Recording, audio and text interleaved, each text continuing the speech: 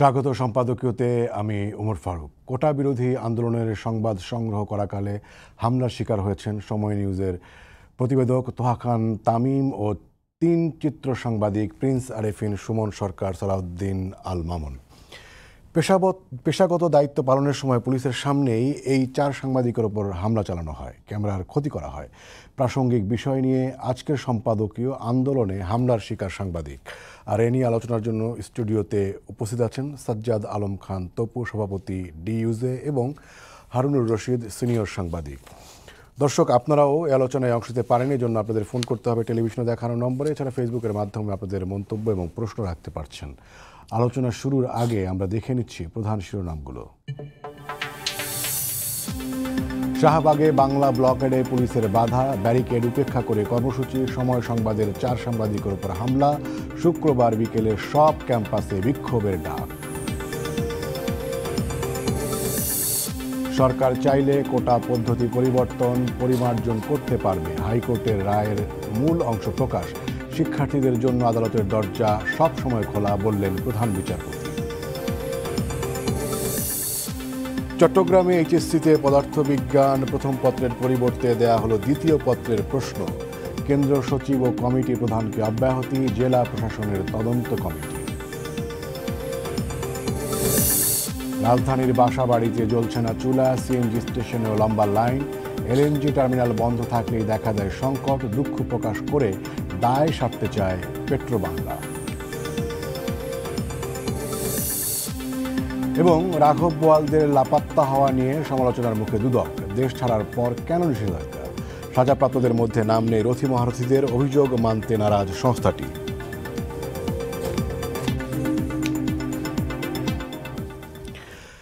আপনাদের দুজনকেই স্বাগত জানাচ্ছি আমাদের এই আজকের আলোচনায়। আমরা এর মধ্যে কী নিয়ে আলোচনা করতে চাই সেটি আমরা এর মধ্যে বলেছি। আমি প্রথমেই তপু ভাই আপনার মন্তব্য জানতে চাই যে ঘটনাগুলো ঘটছে তাতে আসলে গণতান্ত্রিক সংস্কৃতি এবং মুক্ত গণমাধ্যমের জন্য এটা আসলে কেমন বিষয় বলে আপনি মনে করেন? ধন্যবাদ, আমাদের সহ-আলোচককেও শুভেচ্ছা জানাচ্ছি। আপনারা জানেন যে সাংবাদিকদের উপর হামলা হয়, কারণ কি? যারাই হামলা করে তারা এক ধরনের মনস্তাত্ত্বিক চাপ তৈরি করে, এবং সেই চাপটা সংবাদ প্রবাহ, মুক্ত স্বাধীন সংবাদ প্রবাহের কথা আমরা যারা বলি তারা আসলে শঙ্কিত হই। আমরা যারা পেশায় রয়েছি তাদের পরিবার পরিজনও শঙ্কিত হয়। এই যে শঙ্কার পরিবেশটা কেন তৈরি করা হয়? যাতে আসলে সংবাদ মাধ্যমকে একটি অচল অবস্থা, ভয়ভীতি দেখিয়ে নিজের পক্ষে টানবার একটি পরিতারণের বিষয়। আজকে যে ঘটনাটা আমরা দেখলাম সেটি অত্যন্ত পরিতাপের বিষয় হচ্ছে এই আগামীর বাংলাদেশ যারা নেতৃত্ব দিবে, যারা আসলে সরকারি কর্মকর্তা হিসাবে প্রবেশ করবেন, চাকরি প্রত্যাশী মেধাবী তরুণদেরই যে বিক্ষোভ এবং শান্তিপূর্ণ আন্দোলন আমরা কয়েকদিন দেখলাম, সেখানে আমরা দেখলাম যে সাংবাদিকটা নিগৃহীত হলো। এমন একটি পর্যায়ে নিগৃহীত হলো যে সাংবাদিকদেরকে যখন মারধর করা হচ্ছে তখন কিন্তু তাদেরকে নিবৃত করবার জন্য তাদের সহকর্মী সহযাত্রী কেউই কিন্তু আসলে এগিয়ে আসলো না। এটি কিন্তু একটি ভয়ঙ্কর রূপে আসলে প্রকট রূপ হিসাবে দেখা দিল আর কি।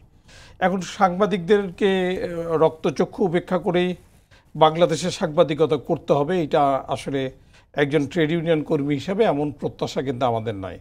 আমরা তো আসলে আইন মেনে বিধিসম্মত উপায়ে গণমানুষের প্রতি আমাদের যে দায়বদ্ধতা, সেই দায়বদ্ধতার জায়গা থেকেই সংবাদ পরিবেশন করি। এখন হচ্ছে যে এই হামলাকারী কারা, এদেরকে খুঁজে বের করা কি খুব কঠিন? নিশ্চয়ই খুব কঠিন কোনো কাজ না। যথেষ্ট ফুটেজ থাকে, সেই ফুটেজগুলো সংগ্রহ করে আইন শৃঙ্খলা যারা রক্ষা করেন তারা যেমন খুঁজে বের করতে পারেন, যারা আন্দোলনের ডাক দিয়েছেন তাদেরও কিন্তু আসলে খুঁজে বের করতে হবে যে এই হামলাকারীরা কারা। তারা কি আসলে আন্দোলনের সহায়ক শক্তি, নাকি তারা আন্দোলনের পৃষ্ঠে ছুরিকাঘাত করতে চায়, অথবা বিভ্রান্তির বার্তা ছড়িয়ে দিতে চায়, অথবা অন্য কোনো কুবুদ্ধি কুমতলব তাদের আছে কিনা সেটিকে আসলে খুঁজে বের করা এবং তাদেরকে আইনগত ব্যবস্থার দিকে আসলে উদ্বুদ্ধ করা। জি, তবু ভাই আপনাকে ধন্যবাদ। আমি হারুন ভাই আপনার কাছে আসি। সেটিও তবু ভাই বলছেন যে আইন শৃঙ্খলা রক্ষা বাহিনীর দায়িত্ব হচ্ছে খুঁজে বের করা, কিন্তু আমাদের সহকর্মী যারা তারা বলছেন যে, এবং ফুটেজেও দেখা গেছে, আমাদের সহকর্মীরা যখন আক্রমণের শিকার হচ্ছেন এবং যে কোনো খারাপ বিষয়, আরও খারাপ বিষয় ঘটে যেতে পারতো, এবং সেটি হচ্ছে পুলিশের সামনে। তো পুলিশ তো একটা দায়িত্ব ছিল নাকি? তাহলে মানে সেটা আপনি পুলিশের ভূমিকাটা কীভাবে বলেছেন? যে এটা একটা হামলাকারী একটি পক্ষ, তারা হামলা করেছে এবং যারা হামলা করে তারা দুর্বৃত্ত, এটা সত্য। তো দুর্বৃত্তকে আপনার যখন যারা করেছেন, দুর্বৃত্ত বলতে যারা হামলা করেছে 1 2 3 4 5 6 যতজনই হোক, তো দুর্বৃত্তকে নিরোধ করা, তাকে নিবৃত্ত করা, তাকে আইনের আওতায় আনা পুলিশের কাজ। তো পুলিশ সেখানে দাঁড়িয়ে দাঁড়িয়ে দেখেছে, অথবা তারা তাদেরকে বিরত বা নিবৃত্ত করেনি, এই বিষয়টি তো গ্রহণ করা যায় না। আমরা অতীতেও দেখেছি, এখানে না, যখনই এই ধরনের আন্দোলনে সাংবাদিকদের উপর হামলা হয়েছে, আমরা এর আগেও দেখেছি, তখন পুলিশ অনেক ক্ষেত্রেই দর্শকের ভূমিকা পালন করে। আসলে সাংবাদিকতা এবং সংবাদ মাধ্যম এই জায়গাগুলোকে আমাদের এই রাষ্ট্র এবং সমাজের বোঝার অনেক জায়গা রয়েছে। এবং ধরেন যারা এখন আন্দোলন যারা করছেন, তাদের উচিত হবে এদেরকে খুঁজে বের করে দেওয়া, নয় যদি তারা দায় দায়িত্ব নেন যে হ্যাঁ হামলা আমাদের এই আন্দোলনকারীদের পক্ষ থেকে হয়েছে, তাহলে দায় দায়িত্ব নিতেই পারেন, সেটা তাদের ব্যাপার। কিন্তু তাদের কাজ হলো তারা যদি এটাকে গ্রহণ না করেন, তাহলে যারা হামলা করেছেন, আমরা এখানে টেলিভিশন ফুটেজে দেখেছি, তারাও দেখেছেন, এটা দেখানো সম্ভব, তাদেরকে খুঁজে বের করে আইনের হাতে সোপর্দ করা। এটা যদি তারা না করেন বা এই উদ্যোগটা যদি না দেন, তারা পুলিশকে আহ্বান জানাতে পারেন যে আমরা খুঁজে পাচ্ছি না, পুলিশ তুমি দায়িত্ব পালন করো।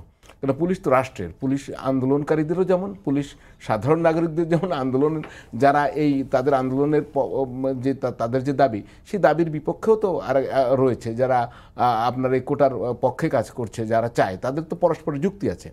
সুতরাং সেই জায়গা থেকে তাদের একটা অবস্থানে খুব যাওয়া জরুরি। তারা যদি আসলে এদেরকে খুঁজে বের করে পুলিশের হাতে না দেন, অথবা পুলিশকে যদি আহ্বান না জানান যে এই দুর্বৃত্তদের যারা হামলা করেছে তাদেরকে খুঁজে বের করে শাস্তি দেওয়া হোক, আমরা তাদেরকে চিনি না বা জানি, একটা বলতে হবে তো।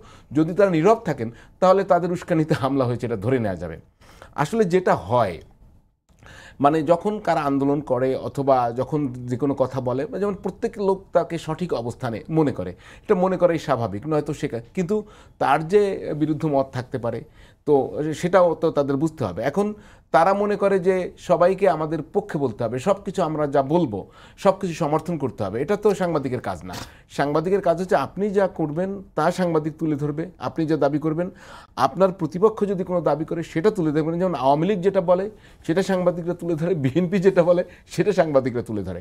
সাংবাদিকদের কাজ কোনো পক্ষের অবস্থান না নেয়া না, সাংবাদিকদের কাজ হচ্ছে সব পক্ষের অবস্থানকে তুলে ধরা। সাংবাদিকতা আছে, আমি যদি অ্যানালাইসিস করতে পারি, আমি যদি সেই দাবিগুলোকে অ্যানালাইসিস করে আমি বলতে পারি যে এই দাবিকে এইখানে প্রবলেম আছে, এখানে নাই, সেটাও বলা যায়, কিন্তু সেটা হতেই পারে।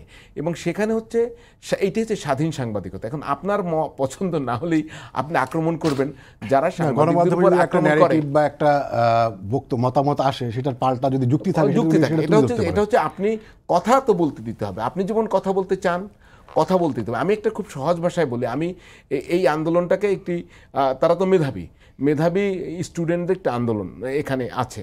আমি আন্দোলনের ক্যারেক্টার শুরুর থেকেই লক্ষ্য করেছি যে তারা হচ্ছে এমন যে তাদের বিরুদ্ধ মত তারা শুনতে চান না। তো এটি মুক্ত চিন্তা, মেধাবীরা মুক্ত চিন্তাশীল হবে, স্বাধীন চিন্তার হবে, কিন্তু এটা তাদের সার্বিকভাবে না হলেও যাদের সাথে আমার যোগাযোগ হয়েছে তাদের ভিতরে এই প্রবণতা লক্ষ্য করা গেছে। যেমন ধরেন আমি আপনাকে বলি, আপনি হরতাল ডাকতে পারেন, আপনি অবরোধ রাখতে ধর্মঘট ডাকতে পারেন, কিন্তু হরতাল অবরোধ ধর্মঘটের সাথে একাত্মতা প্রকাশ না করা এবং এর ভিতর দিয়ে আমার হেঁটে যাওয়ার, আমার যানবাহন চালাবার অধিকার কিন্তু আমাকে আছে। রাজনৈতিক দলগুলোর অনুসারী হলে চলবে না। আমাদের দেশের রাজনৈতিক দলগুলো রাস্তাঘাট বন্ধ করে দেয়, তারা মানুষকে চলতে দেয় না, সেটা তাদের বিষয়। কিন্তু আপনার রাস্তাঘাট মানুষকে নানামার ডাক দেওয়ার যেমন অধিকার আছে, তেমনি আমার রাস্তাঘাটে চলাচলের অধিকার আছে। আমি দেখেছি যে বিভিন্ন জনকে তারা সার্চ করা শুরু করেছে, আমরা ওই আগেও দেখেছিলাম। এই সার্চ করার রাইট তো তাদের নাই, কারণ হচ্ছে সার্চ করবে বাংলাদেশের পুলিশ অথরিটি আছে, মানে কার জুরিসডিকশন আছে একটা বিষয়ে সার্চ করার জুরিসডিকশন তারই আছে যে অথরিটি। তো স্টুডেন্টরা তো কাউকে সার্চ করার অথরিটি না। আমি দেখেছি দাঁড়িয়ে সাংবাদিকদের আইডি কার্ড চেক করছে, এটা চেক করছে, আর কোথাকার সাংবাদিক এই জিজ্ঞাসাবাদ করছে। মানে এটা হয় কি, এটা এক ধরনের আপনার, আমি মনে করি এটা টু সাম এক্সটেন্ট এক ধরনের উগ্রতা। এই মেধাবী স্টুডেন্টদের সেই দিকে না যাওয়াই ভালো। তাদের আন্দোলন রয়েছে, তারা সরকারের কাছে দাবি তুলছে, তারা তাদের মতো কথা বলছে, সাংবাদিকরা রিপোর্ট কভার করছে, অন্য পক্ষ তাদের কথা বলছে। It's very good practice. এই ধরনের ঘটনা ঘটলে তাদের যে মূল ইস্যু সেখান থেকে আসলে নজর অন্যদিকে যায়, এবং ইট ইস ভেরি গুড প্র্যাকটিস। আমি মনে করি যে তারা এটা কেন করলো এটা আমার কাছে এখনও বোধগম্য না। যদি তারা বুঝতে পারেন সেটা ক্লিয়ার করুন। এবং সাংবাদিকতার হামলা যারা করে তাদেরকে আমরা স্বাধীন সাংবাদিকতার শত্রু মনে করি, কিন্তু তাদের এই শত্রুদের চিহ্নিত করে নিশ্চয়ই তাদের দিক থেকে ব্যবস্থা নেওয়া উচিত। এবং তারা যদি না পারেন বের করতে, আইন শৃঙ্খলা রক্ষাকারী বাহিনীকে আহ্বান জানানো উচিত যে আপনারা বের করে দেন, ছবি আছে। আর আইন শৃঙ্খলা রক্ষাকারী বাহিনী আমি জানি না, তারা অবশ্য নিজেরা বলেছেন যে আজকে তারা চরম ধৈর্যের পরিচয় দিয়েছেন। ডিএমপির অতিরিক্ত কমিশনার এটা বলেছেন। সেই ধৈর্যের পরিচয় দিতে গিয়ে কেউ যদি রক্তাক্ত হন, কেউ যদি আহত হন, তাকে রক্ষা করা যাবে না, এটা তো গ্রহণযোগ্য না। জি, হারুন ভাই আপনাকে ধন্যবাদ। আমরা একটু এই আজকের আন্দোলনের প্রসঙ্গ এবং হাইকোর্টের রায়ের মূল অংশ প্রকাশিত হয়েছে, তো তাতে কি মনে হয় এখন কি এই মানে কোটা সংস্কারের প্রশ্নটা এখন কি বলটা কি সরকারের কোর্টে চলে গেল? মানে সরকার বলছিল যে আদালত যেটা বলবেন সেটাই, এখন আদালত বলছেন যে বিষয়টা নিশ্চিত করেই বলা যায় যে এখন এটা সরকারের নির্বাহী বিভাগের উপর আসলো, কিন্তু একই সঙ্গে এটাও ঠিক যে 1 মাসের একটি স্থিতি অবস্থা রয়েছে বাংলাদেশ সুপ্রিম কোর্টের, অর্থাৎ এই 1 মাসটা কিন্তু এটা আদালতের কাছেই রয়ে যাচ্ছে আর কি। এর ভিতরে উচ্চ আদালত যদি আবার কোনো রায় বা নির্দেশনা দেয় সেটা একরকম। আজকে যে রায়ের উল্লেখযোগ্য অংশ প্রকাশ পেয়েছে সেখানে কিন্তু মৌলিক কয়েকটি বিষয় বলেছে যে সরকারের কাছে এটা থাকবে। দ্বিতীয়ত হচ্ছে যে সরকার এটা পরিপত্র দ্বারা নির্ধারণ করে দিবে। সেই নির্ধারণ করতে যে বাংলাদেশের যে সমস্ত বিদ্যমান কোটা সুবিধা রয়েছে সেই কোটা সুবিধাগুলোকে রাখতে হবে। সেখানে সংখ্যাতত্ত্ব বা মানে শতাংশ হারে কার কত শতাংশ হবে বা কম বা বেশি হবে সেটি নির্ধারণ কিন্তু নির্বাহী বিভাগের উপর দায়িত্ব তারা এটা দিয়েছেন। এই কাজটা কিন্তু বেসিক্যালি নির্বাহী বিভাগের ছিল, যেহেতু সংক্ষুব্ধ ব্যক্তি মুক্তিযোদ্ধার সন্তানদের পক্ষ থেকে এটা রিট করা হয়েছিল, সেই রিটের প্রেক্ষাপটে কিন্তু এটা আবার হাইকোর্টে আসলো। হাইকোর্ট থেকে পরবর্তীতে তো সুপ্রিম কোর্ট হলো এবং আন্দোলন সংগ্রামের সেই ধারাবাহিকতা সেই জায়গাগুলো তৈরি হয়েছেন। এখন এই যে নির্বাহী বিভাগের যে বিষয়, সেই নির্বাহী বিভাগের নির্দেশনাও কিন্তু আসলে এই 1 মাসের আগে আইনগতভাবে কার্যকর হবার কিন্তু কোনো ক্ষেত্র কিন্তু তৈরি হয়নি। আর এটি তো আসলে রায়ের একটি বড় অংশ প্রকাশ পেয়েছে, আরও কিছু হয়তো নির্দেশনা পর্যবেক্ষণ যেগুলো আসলে পর্যালোচনার দাবি হয়তো রাখবে সেই জায়গাগুলো আসলে তৈরি হতে পারে। এবং সেই ক্ষেত্রটা কিন্তু আবার এইটার জন্য তো নতুন কোনো আইনের দরকার নাই, বিধিবিধানের দরকার নাই। সরকার হয় নীতিমালা করবে অথবা একটি পরিপত্র জারি করে বিদ্যমান সুযোগ সুবিধা এখন যেহেতু নাই আবার পুনর্বহাল করতে চাইলে সেই ধরনের পরিপত্রই হয়তো তারা জারি করবে আর কি। তো আপনাকে ধন্যবাদ। আপনি বলছেন যে নতুন কোনো আইনের প্রয়োজন নাই, কিন্তু আমরা দেখছি যে সংবাদ হয়েছে যে কোটা সংস্কারের দাবি ওনারা সংসদে আইন পাশ না করা পর্যন্ত আন্দোলন চালিয়ে যাওয়ার ঘোষণা দিয়েছেন এবং কালও ওনারা বিক্ষোভ করবেন। মানে এই যে বাস্তবতা, মানে প্রথমে হচ্ছে একটা স্থিতি আদেশ দেয়া হলো, এখন আবার হাইকোর্টের রায়ের মূল অংশ প্রকাশ হলো, তারপরেও আন্দোলনের কর্মসূচি ঘোষণা, সব মিলিয়ে কি মনে হচ্ছে যে আসলে কতটা বুদ্ধিমত্তার সাথে যারা আন্দোলন করছেন তারা আসলে কতটা ম্যাচুরিটির প্রমাণ দিচ্ছে? ধন্যবাদ আপনাকে। তাদের ম্যাচুরিটি বা ইম্যাচুরিটি সেই জায়গাটা আমি যাব না, যেটা বাস্তব এখন প্রেক্ষাপট যেটা তৈরি হয়েছে আমি দেখি পজিটিভলি। মানে এই সমস্যাটার সমাধানের একটা প্রেক্ষাপট তৈরি হয়ে গেছে। আপনার আজকে হাইকোর্টের যে জাজমেন্টের যে শর্ট ভার্সনটা আমরা পেয়েছি তাতে তাদের স্পষ্ট অবস্থান ক্লিয়ার হয়ে গেছে। এখন ওদিকে আপিল আছে, এটা হচ্ছে যে কোর্টকে বাইপাস করে আসলে যাওয়ার কোনো সুযোগ নাই, তবে নানা রকম ব্যাখ্যা আছে। হারুন ভাই, যেখানে মানে অনেকেই মানে মোটামুটি বলছেন যে মানে আন্দোলনকারীরা বলছেন যে নির্বাহী বিভাগ থেকেই একটা সিদ্ধান্ত আসতে হবে, জি জি জি, এবং হাইকোর্টের যে মূল রায় তাতেও দেখাচ্ছে সেদিকে নির্দেশ করা হয়েছে। সেটাই তাতে তো ওনাদের সন্তুষ্ট হওয়ার, আচ্ছা ওনাদের সন্তুষ্ট হওয়া না হওয়া ওনাদের ব্যাপার। আমি বলি যে সুযোগটা তৈরি হয়েছে এটা সমাধানের, মানে এটা খুব ক্লিয়ার হয়ে গেছে যে এটা সরকার চাইলে পারে। এখন সরকার কি আজকে চাইলে পারে না 1 মাস পরে পারবে, এই জায়গাটি একটি ঝামেলা তৈরি হয়েছে। এটা আইনগত নানা ব্যাখ্যা। কেউ বলছেন যে সরকার এখন এখানে অ্যাটর্নি জেনারেল সাহেব তো রয়েছেন, তিনি সরকারের এই সংস্কার প্রক্রিয়া ওখানে তুলেও ধরতে পারেন, তো তাতেও তো কোর্টের কাছে যেতে হবে। অর্থাৎ আপনি চাইলেই কিন্তু সরকার কালকে একটা কিছু করতে পারছে না, এটি খুব ক্লিয়ার, এটা বুঝতে হবে সবাইকে। সেকেন্ড হচ্ছে পার্লামেন্টে আইন করার কোনো সুযোগ নাই, নয়াকারে না রসই নাই, আমি বলে দিচ্ছি আপনাকে। কারণ হচ্ছে এটি তো আমাদের সংবিধানে আছে, এটি আমাদের সংবিধানে আছে। তো পার্লামেন্টে কি আইন করবে? পার্লামেন্টে কি আইন করবে? আমাদের সংবিধানে কোটা ব্যবস্থা রয়েছে, বিশ্বের বহু দেশের সংবিধানে কোটা ব্যবস্থা রয়েছে। সুতরাং কোটাকে যৌক্তিকভাবে সংস্কার, এটাই তো মূল বিষয়। এবং আদালতের শর্ট রায় সেটাই বলা হয়েছে যে তুমি কোটার বিষয়গুলো ঠিক রাখো, মুক্তিযোদ্ধা কোটা, আপনার নারী কোটা, আপনার মানে বিশেষ চাহিদা সম্পন্ন যেটা আমাদের প্রতিবন্ধী বলা হচ্ছে, এবং ক্ষুদ্র নৃগোষ্ঠীর কোটা, এগুলা রাখবা, রেখে তুমি রিয়ারেঞ্জ প্রপোর্শনটা চেঞ্জ করতে পারবে। সেইটা কত হবে এটা কমিশন গঠন করতে পারে সরকারের, এটা কিন্তু সময় লাগবে। আপনি কিন্তু কালকে ইচ্ছে মতো আমি কোটা মতো, এখানে জনসংখ্যার জিনিসটা দেখতে হবে, সব মিলিয়ে কোনটা কথা কতটুকু রাখা যৌক্তিক, সরকার চাইলে কোনো কোটা বাদও দিতে পারবে পরে। মানে আমি আরেকটা কথা বলি, হাইকোর্ট যেটা বলেছে সেটা হাইকোর্টের বিষয়, সরকার কিন্তু তার প্রশাসনিক ক্ষমতা আছে, পরে কোথাও কোটা সে বাদও দিয়ে দিতে পারে, আমি কিন্তু সেটাও বলছি, কেন এটা আইনগত ভিত্তি আছে। সুতরাং সেই সময়টা এখন দিতে হবে। আপনি চাইলে কালকেই কিন্তু এটা হবে না, নাম্বার 1। নাম্বার 2 হচ্ছে পার্লামেন্টে আইন যদি ধরেই নিই পাশ করা যায়, তো সেটা করতে কতদিন লাগে? পার্লামেন্টের আইন সম্পর্কে তো আমাদের ধারণা রাখতে হবে। পার্লামেন্টের আইন কালকেই পাশ করা যায়? পার্লামেন্টে এটা একটা ড্রাফট তৈরি হবে, এটা তারপরে ভেটিং হবে, এটা আপনার আবার পার্লামেন্টারি কমিটিতে যাবে, এবার কারেকশন হবে, এইটা মিনিমাম 1 থেকে 1.5 মাসের বিষয়। সুতরাং এই বিষয়গুলো সব পক্ষকে বুঝতে হবে। আপনি চাইলেই এখন ধরেন যে কেউ যদি মনে করে যে সরকারকে আমি বাধ্য করব, আর সরকার যদি মনে করে না ওদেরকে দেবো না, বিষয়টা কিন্তু তা ঘটেনি। আমরা কোর্টের এই জিনিস থেকে আমরা একটা সমাধানের পথ কিন্তু পেয়ে গেছি, অর্থাৎ সরকার চাইলে সরকার এটাকে কোটাটা প্রপোর্শনালি রিডিস্ট্রিবিউট করতে পারবে। আমি আপনাকে 1 ভাগ এগিয়ে বলছি, সরকার চাইলে নতুনভাবে কোটা অন্তর্ভুক্ত করতে পারবে, কোনো কোটা বাদ দিতে পারবে, সবই পারবে, সরকার এই ক্ষমতা আছে। কিন্তু এইটার জন্য কোনো আইন পাশের দরকার নেই। আমি এই ফাঁকে একটা দাবি জানিয়ে রাখি, আপনার এই যে বিশেষ চাহিদা সম্পন্ন লোকেদের যে 1% কোটা, এটা কি আগে ছিল? শুরুতে এটা ছিল না, তো এটা পরে সংযুক্ত করা হয়েছে। কখনো কখনো নতুন কোটা আসতে পারে। আমি মনে করি বাংলাদেশে হিজড়াদের জন্য কোটা হওয়া খুব জরুরি। আজকে সেই প্রশ্ন চলে এসছে, তাদেরকে আমরা সাংবিধানিক স্বীকৃতি দিয়েছি 3য় লিঙ্গ হিসেবে, তারা তো পিছিয়ে আছে, সবচেয়ে পিছানো জনগোষ্ঠী, তাদের কেন কোটা হবে না? সেটা 1% না হোক, 0.5% হতে পারে, আরও কম হতে পারে। সুতরাং ভবিষ্যতে কোটার তো আরও প্রয়োজনীয়তা আসতে পারে। আমি দেশের বড় বড় আইনজ্ঞদের সাথে কথা বলছি যে এটা আমাদের সংবিধানে আছে, নতুন করে আইনের কোনো প্রয়োজন নেই। আইন করলে হবে কি, আপনার বারবার, আর যদি করেও, সংবিধান তো আর কোরআন না, এটা চেঞ্জ করা যাবে, কিন্তু আইন করলে বারবার আপনাকে আইন করতে হবে। আপনি এখন একটা কোটা কীভাবে ঠিক করলেন, আবার 2 বছর পর আবার আইন করতে হবে, 3 বছর আবার আইন করতে হবে। কোটা কখনোই কিন্তু বাদ হবে না। যারা ধারণা করে যে কোটা বাদ হবে, তাদের এই ধারণা ঠিক না। কারণ প্রতিবন্ধী বা বিশেষ চাহিদা সম্পন্ন মানুষ এই পৃথিবীতে থাকবে, পৃথিবীর শেষ পর্যন্তই থাকবে। সব মানুষ তো একদম আপনার আমার মতো সুস্থ। সুতরাং কোটা থাকবেই, রাষ্ট্র যতদিন থাকবে কোটা ততদিন থাকবেই।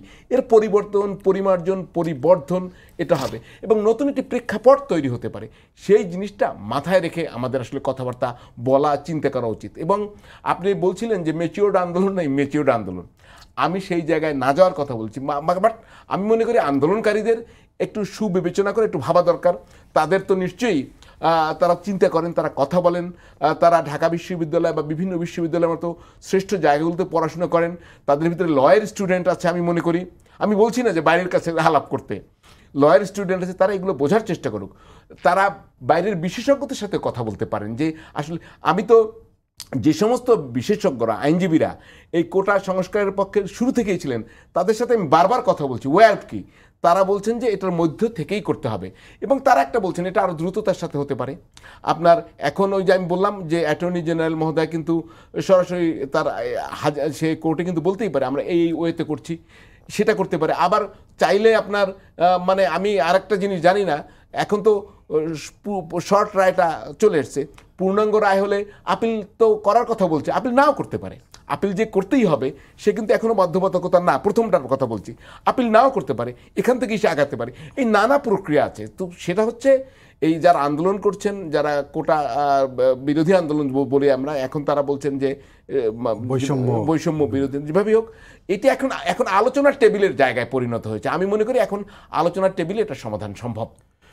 জি, হারুন ভাই আপনাকে ধন্যবাদ। তবে আমি আপনার কাছে আসি, মানে গতকালও কিন্তু মানে বড় ধরনের সারা দেশেই ওনারা বাংলা ব্লকেট করেছেন, এবং মোটামুটি বলা যায় যে একদমই কোনো ধরনের সহিংসতা, কোনো ধরনের ঝামেলা ছাড়াই একদমই শান্তিপূর্ণভাবে ওনারা কর্মসূচিটা পালন করেছেন। আজকের যে ঘটনা, এবং সেটা এই ঘটনার আগে সাম্প্রতিক যে কর্মসূচি ওনারা পালন করেছেন মোটামুটি বলা যায় যে মোটামুটি শান্তিপূর্ণ। তো হঠাৎ করে এরকম হয়ে যাওয়া কি মনে হয় আপনার কাছে? একটু সহিংস, দেখেন যে অসহিষ্ণু এই মাসেই তো তারা আন্দোলন শুরু করেছেন, তাদের সহিষ্ণু রূপই আমরা দেখেছি আর কি। সারা দেশে এরকম একটি সহিষ্ণু রূপ রয়েছে। আজকে কয়েকটা সিম্পটম যে আপনি দেখেন যে বেঘরে সাংবাদিকদেরকে পেটানো হয়েছে। আমরা দেখলাম যে ঢাকার বাইরে এক জায়গায় একটা গুজব তৈরি হয়ে গেল, একজন মৃত্যুর সংবাদ, সম্ভবত আপনিও জানেন। এই যে আর একই সঙ্গে আমরা 2-3 দিন ধরে দেখছিলাম যে সামাজিক যোগাযোগ মাধ্যমে এই যে মূলধারা সংবাদ মাধ্যম সম্পর্কে এক ধরনের অপপ্রচার, বিষোদ্গার বা ঘৃণা বা বিদ্বেষ ছড়ানো হচ্ছে। এই কাজগুলো বিচ্ছিন্নভাবে হলেও কিন্তু আসলে দেখেন লক্ষ্যবস্তু কিন্তু সংবাদ মাধ্যম বা সংবাদপত্র, রেডিও, টেলিভিশন, অনলাইন। তো এইটা কেন করছে, কি কারণে হচ্ছে, এইটা আন্দোলনকারীদেরকেই আসলে খুঁজে বের করতে হবে। আমরা দেখলাম যে 2 দিন ধরেই আসলে এক ধরনের এটা কি এমন হতে হতে পারে, ধরেন আপনার অনেক জনপ্রিয় ইস্যুতে কোনো রাজনৈতিক মহল তাদের উদ্দেশ্য হাসিলের একটা হাতিয়ার হিসেবে সেটি নিয়েও তো প্রশ্ন তুলেছেন, অন্যান্য রাজনৈতিক দলও প্রশ্ন তুলেছেন। আবার আপনি দেখেন যে আমরা এই যে 2-3 দিন ধরে দেখছি যে এক ধরনের সমর্থন, এই যে বৈষম্য বিরোধী ছাত্র আন্দোলনের নেতাকর্মীরা কোথাও কিন্তু কারো প্রতি তারা সমর্থন সিক করছে না, কিন্তু আসলে যেচে বা আসলে প্রেস কনফারেন্স করে অথবা বার্তা পাঠিয়ে তাদের সপক্ষে একটি অবস্থান করেছেন। হারুন ভাইও বলার চেষ্টা করেছে, আমরাও যেটা দেখছি যে কোটা ব্যবস্থা সংস্কার নিয়ে, অর্থাৎ এই যে মোটা দাগে এরা কোটা ব্যবস্থার সংস্কারের কথা বলে, সরকারের তরফ থেকেও কিন্তু কোটা ব্যবস্থা সংস্কারের নীতি নির্ধারকদেরও একটা অংশ মনে করে যে এইটা একটা সংস্কারের জায়গাতে থাকতে পারে। আমরা এই যে উচ্চ আদালতের যে আজকে আংশিক রায় এবং বাংলাদেশ সুপ্রিম কোর্টের যে জায়গাগুলোকে পর্যালোচনা করলে দেখা যেতে পারে কোটার বিষয়টা কিন্তু কনসার্ন এবং এটা সংস্কার, রূপান্তর, পরিবর্তন, এই জায়গাগুলো নিয়েই তারা আসলে কাজ করছে। হঠাৎ করে এই যে সহিংস রূপ দেওয়া, গুজব রচনা করা, মৃত্যু সংবাদ পৌঁছে দেওয়া, বিষোদ্গার তৈরি করে দেওয়া, এটি কি আসলে ঘোলা পানিতে কেউ মাছ শিকার করতে চায় কিনা, এই ব্যাপারে কিন্তু আন্দোলনকারীদেরকেই সতর্ক থাকতে হবে। কারণ আন্দোলনের ড্রাইভিং সিটে বসে থাকলে এই দায়গুলোকে শনাক্ত করতে হবে তাদেরকেই আর কি, যে এরা কারা, আন্দোলন এই যে হামলাকারী কারা, গুজব রচনাকারী কারা, বিষোদ্গার সংবাদ মাধ্যমের বিরুদ্ধে যারা বিষোদ্গার ছড়াচ্ছেন তারা কারা, এরা কি আসলে তাদের দাবির সপক্ষে নেমেছেন নাকি অন্য কোনো এজেন্ডা নিয়ে এটাকে বিতর্কিত করতে চায়, অথবা সাইড লাইনে থেকে তারা কোনো আসলে জিনিসকে আসলে ফয়দা লুটতে চায় কিনা। এইটা আসলে আন্দোলনের ড্রাইভিং সিটে যারা রয়েছেন তাদেরকেই অনুপঙ্খ বিশ্লেষণ করে সেই জায়গাটাকে তৈরি করতে হবে। আমি শুরুতেও বলছিলাম এবং আমাদের হারুন ভাইও বারবার বলছিলেন যে এইটা কিন্তু আসলে খুব জরুরি প্রশ্ন, যে সাংবাদিকদের উপর হামলা কারা করলে দায় কে নেবে, এটা হচ্ছে একটা দিক। আরেকটা দিক হচ্ছে যে পুলিশের নির্বিকার থাকা, সেটি আমাদের জন্য হতাশা এবং উদ্বেগের বিষয়টাকে যুক্ত করেছেন। আরেকটি বিষয় বলতে চাই যে এই যে পেশাগত দায়িত্ব পালন করতে যে আমরা যারা সংবাদ মাধ্যমের প্রতিনিধিত্ব করি সেই সমস্ত প্রতিষ্ঠান যাতে আরও বেশি যত্নশীল হয়, আইনের প্রয়োগের ক্ষেত্রে তারা যেন আরো বেশি মানে সর্বোচ্চ গুরুত্ব সেই জায়গাটাকে তৈরি করা যেতে পারে। এবং আমরা তো জানি যে এই সংগঠনগুলোর যদি অবশ্যই সাংবাদিক এই যে আমাদের রুটি রুজি অধিকার মর্যাদার প্রতিষ্ঠার জন্যই তো লড়াই সাংবাদিক সংগঠনগুলোর, আসলে সেই লড়াই তো করতে হবে একটি অভিন্ন একটি প্ল্যাটফর্মের এই জায়গা থেকে। এই জায়গায় গুজব যারা বিদ্বেষ ছড়াচ্ছে তাদের বিরুদ্ধেও আমাকে লড়াই করতে হবে, একই সঙ্গে যারা হামলা করে তাদের বিরুদ্ধেও লড়াই করতে হবে, যারা মামলা করে আমাদেরকে মনস্তাত্ত্বিক চাপে রাখতে চায় তাদের বিরুদ্ধে অবস্থানটা তৈরি করতে হবে। এবং এই তৈরি করবার জন্য আসলে অপর সাংবাদিক সংগঠনের পেশাদার সাংবাদিক সমাজকে অভিন্ন রূপে কথা বলতে হবে। যে কারণে আমরা বরাবরই বলি সাংবাদিক সুরক্ষার জন্য একটি পৃথক আইন দরকার। সেই সুরক্ষাটা কি, সেটি শারীরিকভাবে যাতে নিগৃহণের শিকার না হয়, অর্থনৈতিকভাবে যাতে আমি বিপর্যস্ত না হয়। তবে আপনাকে ধন্যবাদ হারুন ভাই, মানে একদম হয়তো মিনিট দুয়েক সময় আছে, আপনার কি মনে হয় যে এই আন্দোলনের একটু চারিত্রিক বদল দেখতে পাচ্ছি, সেটার কারণটা কি, আপনার কি মনে হয়?